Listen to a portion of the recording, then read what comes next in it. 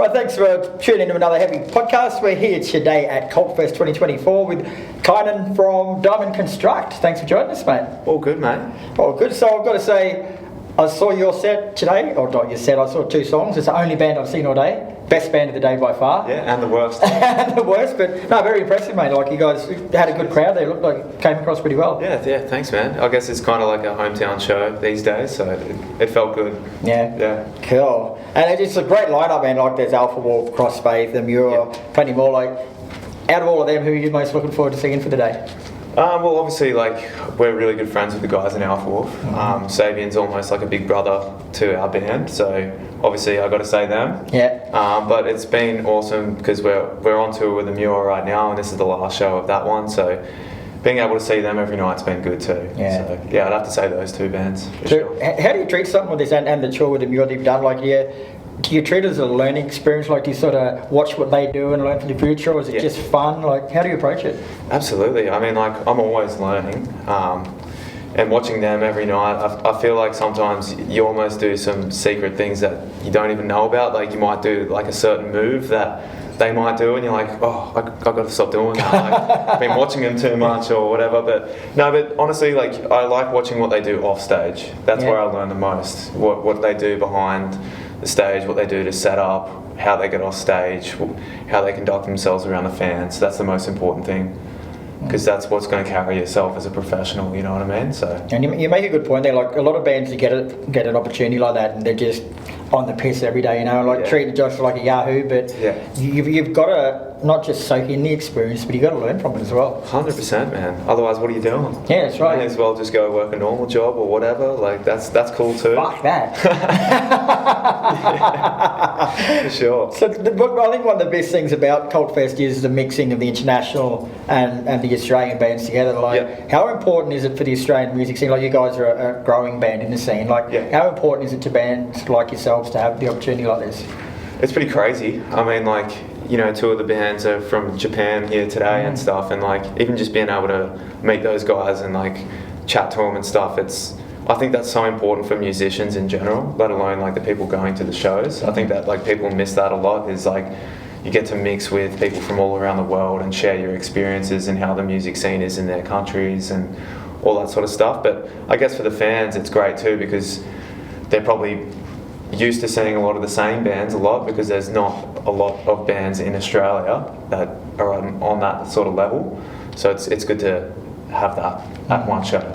And that's actually a good point you make too. Like, we had the guy from Paledusk in here before, chatting with him, and the first time he came to Australia didn't speak English at all, and he's been over here with Alpha Wolf and Down the Affliction, and just through those tours he's learned how to speak English. It's amazing.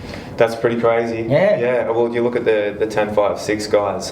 The vocalist is he speaks like in English because he's from England, but he also speaks fluent in French as well, because he moved out, I think, when he was like 20 or something, and that's when he met those guys and started the band with them. So it's kind of cool watching them all speak French together. Then he comes over and he sounds like, you know, just some English soccer player or something when he's talking to us. So it's cool, you get a bit of both worlds. And then you learn a bit of French too.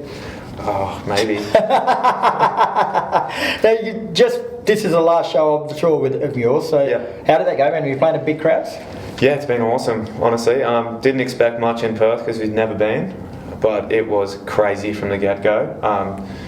And I guess because we've never been as well, like, the fans were so G'd up to see us, they were almost like, you know, releasing something inside of them, like when they finally got to like hear some of the songs, which kind of made us feed off that energy as well. So it was just this constant thing, and it went up exponentially during the set. That was crazy. Adelaide's always good, Melbourne's always good, Sydney's always good. Newcastle was great this time. Yeah, right. So they're pretty hit and miss, aren't they, the Newcastleians? Yeah, they are. No offence to them, but fuck them. They pull their shit there. They got to be good all the time or fucking none at all. But it went hard the other night. So yeah, and then like the long distance drive here, and this is the best one. So yeah, cool. And you guys have recently released your single Switchblade OST. Like, what does OST stand for? Original soundtrack. Of course it does. What else would it stand for? Yeah. And how's the song been received, mate? Going down well? Yeah, it's good. I mean, like, we like to push the boundaries and move the needle, I guess. So we don't want to sit in the middle and be mediocre or, you know, just something that you can kind of glaze over. Like, I want sort of people to say, like, I like this or I hate this. Yeah. You know, and either is good. If they're shit talking online, sweet, you're still running up our streams. Yeah, that's right. If you're liking it, they'll come and buy a shirt. So, yeah, it's been great. I feel like it's a pretty divisive track, but that's what we're about, and yeah. Cool. We're here to stay. It's taken from the upcoming album Angel Killer Zero, which will be out on April 26th. So, is that a good sonic representation of what to expect?